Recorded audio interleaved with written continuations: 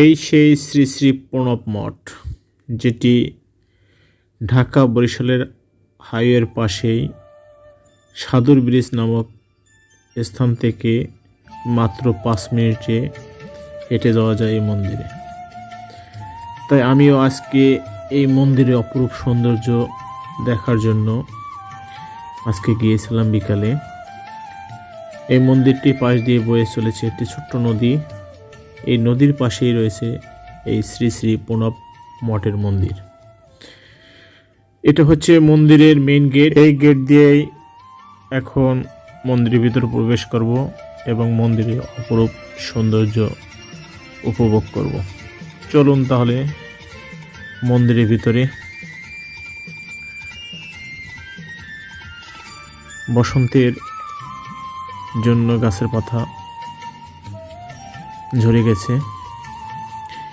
এটা হচ্ছে মন্দিরে যাওয়ার মেইন রাস্তা। শুকনো পাতায় ভরে গেছে রাস্তাটি। আমিও আস্তে আস্তে হেঁটে গেলাম মন্দিরের ভিতরে। সামনে একটু মন্দির দেখা যাচ্ছে। দেখা যাক এই মন্দিরটি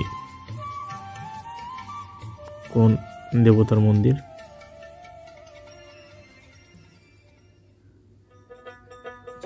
সামনে আরেকটি গেট দেখা যাচ্ছে। এটা হচ্ছে দ্বিতীয় গেট মন্দিরের ভিতরে। আর এই মন্দিরটি হচ্ছে শিব মন্দির।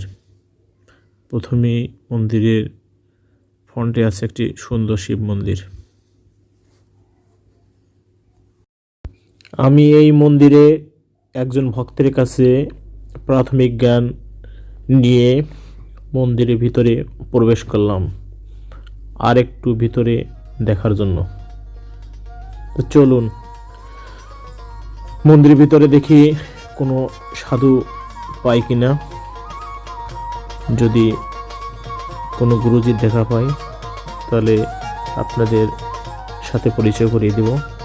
মন্দিরের দ্বিতীয় গেট দিয়ে আমি ভিতরে প্রবেশ করলাম। আর এই দ্বিতীয় গেটের এটা হচ্ছে কৃষ্ণ মন্দির।